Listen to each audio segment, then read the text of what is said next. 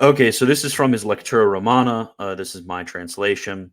And the question is, here it is asked whether the nomina, so the names spoken of God, signify unum in God or many. So, do the names spoken of God, so justice, mercy, love, providence, predestination, so on, do these names signify one or do they signify many? So that's what we're asking here. And then I'm going to read the first objection. I'll read the objections afterwards, actually. So he says, it must be said that all nomina spoken about God signify one and the same race, so thing, ray, in God, and that they do not, and that they are not synonyms, and that they differ only according to ratio. So we have these two ideas. We have the ray, which is the thing, we have ray, and then we have ratio. So the nomina signify the same ray, so the same thing, but different ratio. So what's ratio and ray? Well, he's going to tell us. For evidence of this, since the sum of nearly the entire first part, that is, all nomina spoken about God, signify one and the same ray in God, so two theses. First thesis, all nomina signify one and the same ray. Second thesis, that the nomina differ according to ratio. So now the first thing is the controversial one. So that they signify one and the same thing, so one and the same ray. Depends on this. It must be known that the more something is elevated and high, the more it comprises many things in one simplicity. It's a very important principle. The more something is elevated and high, the more it contains many things in one simplicity. So this example he gives is very good. This is clear to those inspecting powers. For in royal power, though it is one, all power is included, which is distributed through various offices under the rule of the king. So we think about a king. Let's imagine the king real quick. The king has many different different ministers, many different officers that he's using under him, really. Or if we think about a bishop, he has many different priests who he's giving a share of his power. That's why, for example, jurisdiction needs to be given to priests to hear confessions. He's giving a share in his power. He's approving them for teaching. He's giving a share in his teaching authority. He's giving a share in all of these different things. It gets distributed and it gets separated amongst many. But the higher we go, when we go from a lower office to a higher office, these many powers aren't separated and segregated like we think of with the lower offices. Rather, they're included simply in one different person. So continuing, it is also clear in sciences, for although various sciences are multiplied according to various kinds of ray about which they are concerned, one science, however, which is superior to them, relates to all, namely metaphysics. It is also clear in cognitive faculties, for a superior faculty knows all that the inferior faculties knows in various ways by one and the same act. For all that the sight, hearing, and other senses perceive, the intellect judges by one and simple virtue. So we think about our sense of sight, we think about our sense of smell, taste, ear, hearing, whatever. We think about all of these different senses that we have. The cognitive faculty takes all of them and resolves them simply and in a more eminent manner. So simply in a more eminent manner. So it goes on, therefore, all the perfections that lower things obtain according to diverse natures and forms, and that highest one, simple, and elevated peak of all ray, namely God, must be most perfectly united. Okay, so what we have here, so that first thesis, all the nomina spoken about God signify one and the same ray in God. So we think about all of the different perfections that we're signifying. So justice is a perfection, mercy is a perfection, goodness is a perfection. We think about all of these different perfections in us and amongst creatures. They're kind of parceled out, just like the king's authority is parceled out in lower, less eminent forms. It's shared.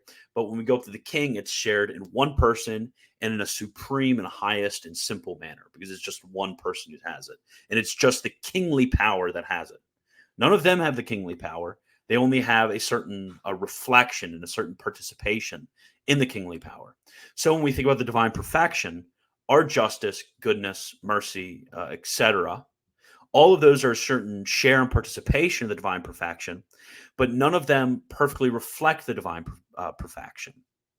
And this is going to lead us to how, even though all of these names are signify one and the same ray. All of them signify one and the same ray. They're different rationes. They're different concepts. So because they're different rationes, they're not synonyms. Just like when we're considering the power to legislate, or the power to punish, or any of those different powers that the king shares with the lower people, or we can think of bishops and priests, the power to teach, the power to somehow be given a share in the judicial role of a bishop, to hear confessions, all of these different powers which are shared from the bishop. They're not different discrete powers in the bishop. No, it comes from his one episcopal power as a successor from the apostles. And it's only divided when it comes to the way in which it's expressed or the way in which it's shared. So in a similar manner, when we're thinking about God, justice, mercy, goodness, and so on, they're divided in the way in which it's shared and participated in creatures. But when we kind of lift up the veil to go up to God, it's one, it's simple, and it's not divided and parceled out, which is why we can have the statement of the Greek fathers that we do not know the essence of God, because the essence of God takes all of these little participations that we have in us and amongst creatures, takes all of these little shares of the divinity, and it resolves it in a super simple manner. So we can't go behind the sort of screen and see how these all are resolved, which is why we have so many difficulties. I mean, we look and we think, okay, we see this perfection of justice. We see this perfection of mercy amongst men. We see this, and we're confused. How God is both just and merciful to men. How does this work? And of course, we can show that the ratio of justice, the ratio of mercy, that they're not formally contradictory, but we can't resolve them in God because we don't see his essence. One day when we see his essence, we will all of these various different perfections amongst us and amongst creatures, these will all be resolved in a super simple manner in God. And when we see God, we'll be able to understand how his justice and how his mercy, the entire time in which we were on the earth, and throughout the entirety of history, were completely resolved with one another in a simple manner and not contradicted to one another. But here we have that sense of mystery that we need to keep together, which is what I think is missing a lot of discussions around things like predestination, things like the Trinity, and many other different discussions that we're having. There's this dangerous desire from a lot of people to resolve that which we need to kind of piously remain silent on before God. And those things are known better experientially through infused contemplation by the gifts of the Holy Ghost, which is really why St. Thomas is the best theologian. It's why he's the best theologian, because through contemplation on the mysteries, St. Thomas, by infused contemplation on these mysteries, was able to gain some sort of experiential understanding of the mysteries. So when he went to judge them, and when he went to utilize his rational faculties, which were already naturally extremely strong, obviously, when he went to judge those, he had a natural sense already.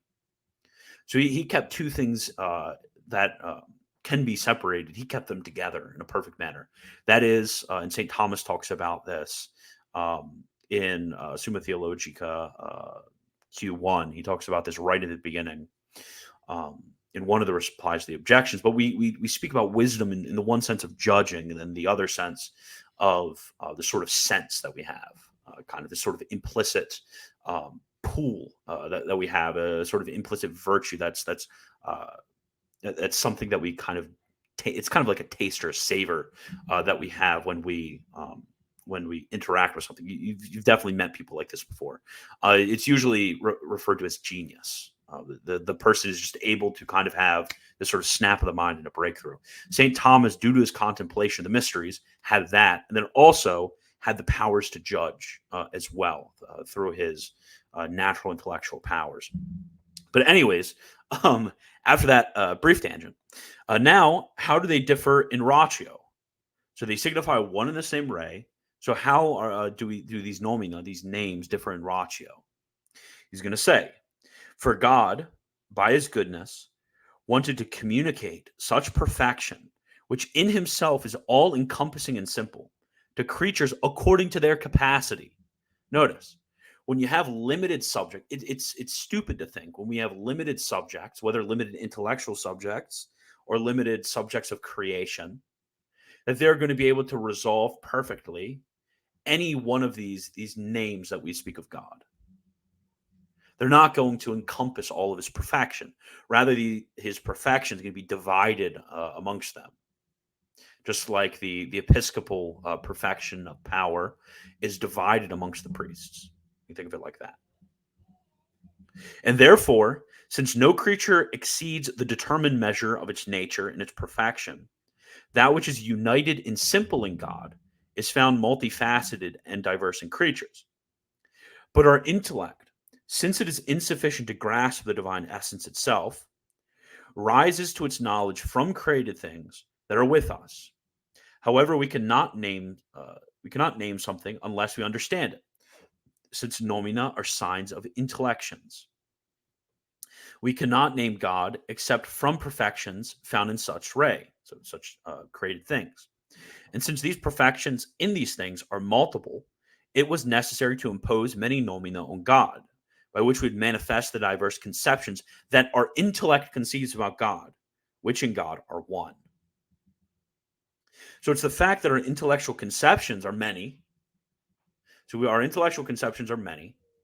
And notice this is not mere, speaking of synonyma, not mere synonyms that we're speaking, because we're really naming some participated perfections in things, and then saying that God has in himself, in a super simple manner, these perfections. It's completely true, and this is why we speak of God having a certain fundamentum in re. There's a foundation. There's a foundation in God for that perfection. It's just that us, the second foundation for it is us, due to the weakness of our intellects, as we see here, we're insufficient to grasp the divine essence. So we grasp all of these different energies, all of these different perfections in created things. We grasp under all of these different diverse concepts. So all these names that we have, they differ in concept, they differ in ratio. So they're not synonyms. Absolutely not synonyms, even though they signify one and the same thing, which is the divine essence. Although in an imperfect manner, as we said, since they signify primarily creatures. Okay, now continuing.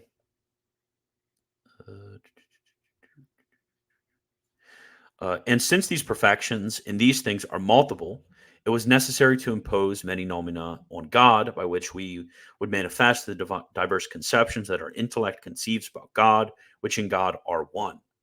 If, however, we saw his essence in itself, so in the beatific vision, a multitude of nomina would not be required, but there would be a simple knowledge of him, just as there is also a simple essence, which indeed we expect on the day of our glory, when the Lord will be one and his name will be one, as is said in Zechariah. So boom, right there. When we have the beatific vision, there will be that single name that we'll be able to speak of God. But now we speak many names due to the diverse conceptions that we have of God. Now, what I think would be helpful is actually go through some of the objections, because I'm sure a lot of you right now have various objections. So objection one, it seems that many nomina about God do not signify one and the same in God, but many. For whatever different nomina signify one ray, so one thing, they are synonyms. Therefore, if many nomina spoken of God signify one and the same, they are synonyms, which is inappropriate. So he's basically saying, well, if they signify the same thing, they must be synonyms. So here's how St. Thomas responds. To the first, therefore, it must be said that for some nomina to be synonyms, they must signify the same ray and represent the same conception of the intellect. In God, however, such nomina, although they signify the same ray, signify it through diverse conceptions that our intellect has of God, and therefore they are not synonyms. We think of it like this. When we speak of animal and when we speak of rational in man, we're signifying one and the same ray. Now it's different because there's what's called a major virtual distinction between those two. Since the genus animal is perfected by the specific difference of rationality, but the nonetheless the analogy still works. I mean, they signify one and the same thing, but under different rationes, under different conceptions of the intellect. So they're not synonyms, since names are significations of, as Aristotle says in Book 1, Chapter 1 of the categories, not the categories, of one interpretation. He says that names are significations of the passions of the intellect. So these passions of the intellect, in order for there to be synonyms, like Aristotle talks about back in categories, Book 1, Chapter 1, the first predicamental, in order for these to be synonyms, they not only signify one and the same thing, they also signify it under the same ratio, so under the same aspect considered by the intellect, which of course is simply taken in the thing itself. Okay, so second objection. If you argue that they differ according to the rationes of various facts, against this, if such nomina differ according to the rationes of a fact, it will be said God is good because he makes good things. By the same ratio, he would be a body because he makes bodies, and a stone because he makes stones, which is inappropriate. Therefore, they do not differ according to the rationes of effects. St. Thomas answers this. It must be said that we know God is good because he does good things, and a governor because he governs, rules, and arranges all things, since we cannot know him by his essence. And therefore, although such diversity is on our part, as we arrive at his knowledge, the diverse perfections of effects, he himself is one and the same, having all-encompassing perfection, as stated. And then the fourth objection. If you argue that such nomina differ only according to ratio, against this, the ratio of these nomina is in our intellect. Therefore, if they differ only according to ratio, they are not in God, but in our intellect. How many times have you heard this? You've heard this a lot, probably. Okay, the fourth. It must be said that although diverse conceptions are in our intellect, the ray that corresponds to them is eternal in God, namely his one and simple substance, in which is all-encompassing perfection, responding perfectly to the conceptions of our intellect. And this right here, actually, I think answers your question. And I know this was a long way. Yeah, and I'm going to keep talking about this. So anybody who wants to ask other questions, you can cry about this. But this actually right here answers your question. I'll read it again, and I'll explain why it does. It must be said that although diverse conceptions are in our intellect, the ray, so the thing that corresponds to them, is eternal in God. That is the divine essence, namely his one and simple substance, in which all-encompassing perfection, responding perfectly to the conceptions of our intellect. Notice there's two verbs here that are important: correspond and respond. Correspond and respond. So for the Scotist, when he speaks about the formal distinction, when the Scotist thinks about the perfections being in the divinity, he's thinking about the perfections being in the divinity. So when he's when he's thinking of justice as a perfection, he thinks that in the divine essence up here there's justice as a formality of the divinity up here. But when the Thomist thinks about justice's relation to the divine essence, rather than saying it's a formality, he says that the super simple divine essence somehow responds or corresponds to a perfection in our intellect. So there's a perfection in our intellect, and there's the divinity up here, and there's this correspondence or response of this. Just like if we looked at, for example, the power to the power granted to a priest to hear confessions, the jurisdiction which is granted to him, or the teaching authority given to him. When we look at the episcopal power, technically speaking, think about it with me to get this illustration. Technically speaking, these things aren't in the episcopal power. The episcopal power isn't just this conglomeration of different powers. Rather, it corresponds to the episcopal power. There's this correspondence between it. It isn't in it as like a distinct power that gets shelved out, but there's this correspondence to it, this response to it. So I hope that makes sense. It's a little bit obscure, but I hope that makes sense. We can kind of think of it like this, although with slight variations. You have this white light goes through this crystal out into all of the lights. What we're saying here is that when we see red, when we see I don't even know the freaking colors of the rainbow. When we see red, I'm going to pretend like red and blue are in there. When we see red and blue and whatever other colors, or yellow or whatever, I don't know what colors are in the rainbow.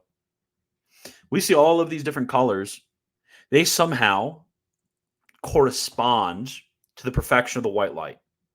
When we look at the white light, we don't see red, we don't see yellow. When we look at the white light itself, we don't see red, we don't see yellow, we don't see all those. Rather, it's a sort of higher and more eminent containing of these perfections, which are flowing out into past the crystal. And we, by all of these consideration of the colors, we can get some idea of the perfections that are eminently resolved in the white light. We get some idea of it. But we can't go behind the curtain and see the white light. Where, if you want to think about the Scotist perspective, the Scotist would be like all of the colors are kind of exist as sort of like distinct formalities before the crystal. Even the white light even goes before the crystal, if you want to think about it like that.